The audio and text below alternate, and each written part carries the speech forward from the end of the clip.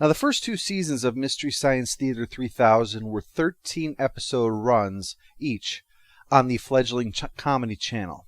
Now, the Comedy Channel was one of 2 basic cable channels that were dedicated to humor, the other being the more well-known Ha.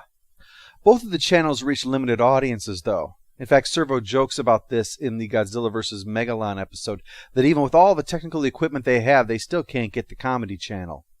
But despite this, MST3K stood out on the struggling network and received praise in a number of entertainment periodicals.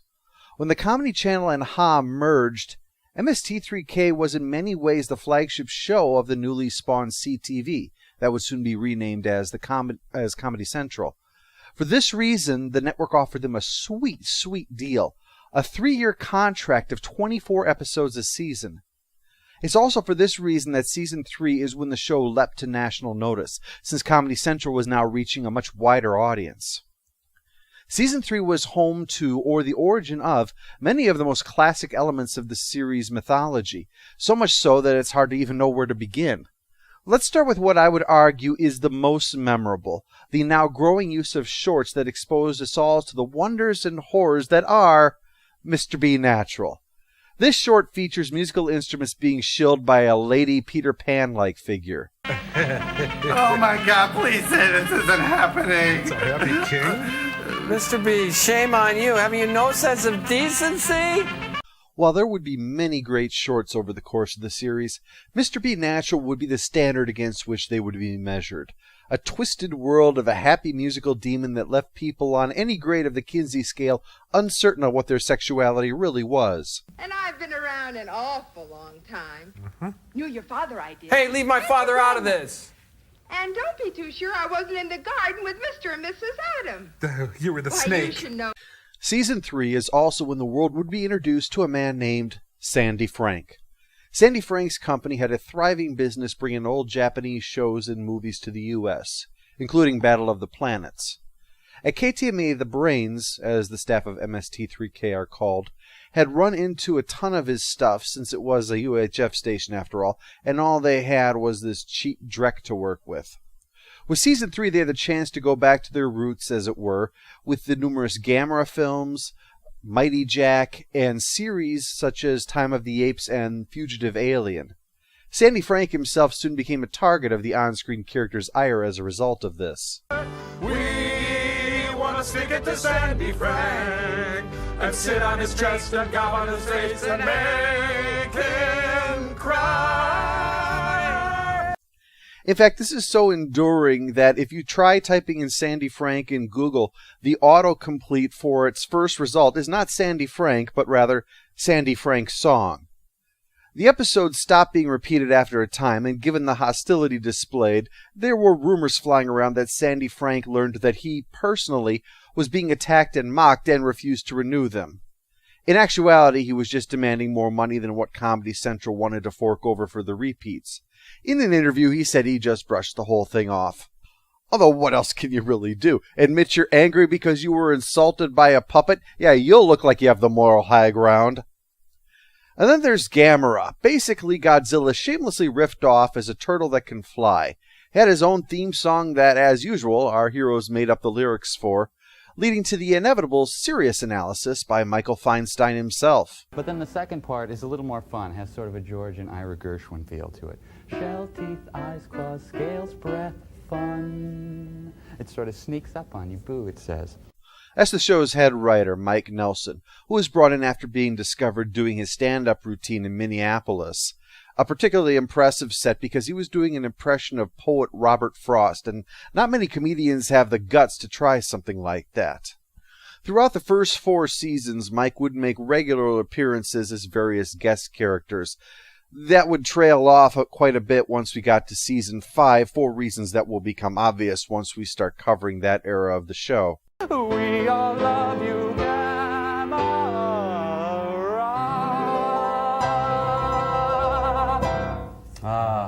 Kill him. Better yet, I'll kill him. You push the button. Of the returning guest characters, there is one that Mike did that would always stand out. And that character was Jack Perkins. Now, given the Orville popcorn sketch, also from the Godzilla vs. Megalon episode, they are quite naturally mean to this real-life person who, at the time, was known as being one of the fixtures of A&E, back when they focused more on intelligent and highbrow works. The Brains actually had a great deal of respect for him, and yet when he was brought onto the show as Mike, he was turned into a name-dropping gas bag. Hello, Linda Ellerby. If you are out there, I've got something to say to you. Isn't it ironic that I'm pulling down about 6 figures a year in my cushy cable job while you're out there peddling Maxwell House coffee? Ah! One other thing that stood out in Season 3 was them having to deal with the fact that a lot of these movies weren't terribly long, and even a short wouldn't be enough to pad it out properly in order to fit the appropriate runtime for the show. The Roger Corman picture, It Conquered the World, featured repeated plays of Peter Graves' speech to pad out the episode to the proper length, but probably most famous was Daddyo, where the staple ending of the episode of this era, Push the Button, Frank, bringing up the closing credits, is played with as the button malfunctions, which starts the credits and then they stop.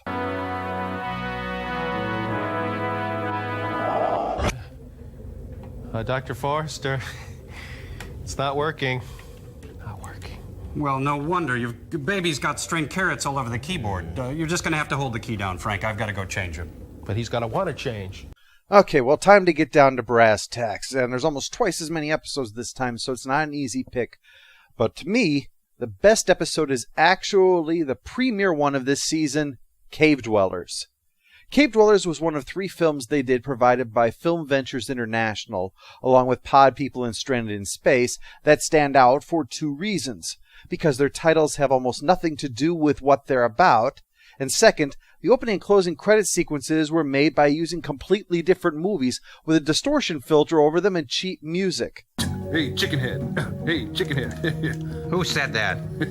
Now, MST did do other films by them too, like Master Ninja and Being from Another Planet, which likewise had original titles and credits, but didn't include footage from other movies. Now, the reason for all of this from them, incidentally, is because they were pulling some shenanigans. To put it in brief, they bought the rights to use clips from a movie, and then they treated everything in the film that wasn't the credits as a single clip within their own movie, and then they added in the credit sequences.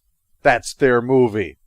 Anyway, in this sequel to a thinly veiled Conan the Barbarian ripoff, Ator and his sidekick Dong, a.k.a. Thong, a.k.a. Wong, a.k.a. Gomez, must travel from the ends of the earth, a.k.a. Canada, to the Palace of the Great One, a.k.a. the really dull old guy, to stop the villain, a.k.a. John Saxon, from stealing the geometric nucleus, a.k.a. the A-bomb. Highlights include cannibal cave dwellers, poorly dressed samurai, a giant sock puppet, and Ator constructing a perfectly functioning hang glider in about 5 minutes. Gomez, I've invented the wheel! Plus, it's another episode full of great host segments. Everything from Joel teaching how sound effects work to reenacting the opening titles. Unlike Joe Don Baker, Ator's star Miles O'Keefe was bemused by the whole thing and asked if he could have a copy of the episode. And when a well-muscled giant is amused by your jesting of him, it's smart to say yes. Look out, it's Coco the Terrible. Runner-up for the season's a tough call. There's so many classics here, but I'm going to single out War of the Colossal Beast. This not only features the aforementioned Mr. B. Natural short, but the main film is a sequel to another Season 3 film, The Amazing Colossal Man. And it features a search for the presumed dead giant man now that he's in Mexico stealing trucks. Another celebrity who's gone on to a life of crime. He's recovered, brought to America, where an attempt is made to cure him and get through to the man. This fails badly, and he winds up getting killed again. Come on, I dare you to go sit in the ice sack and go on. Even if you didn't factor in Mr. B, this is a hilarious episode. And with it, I'd say it stands out just slightly above the heights of the rest of a lot of quality episodes. Next month, we move on to Season 4.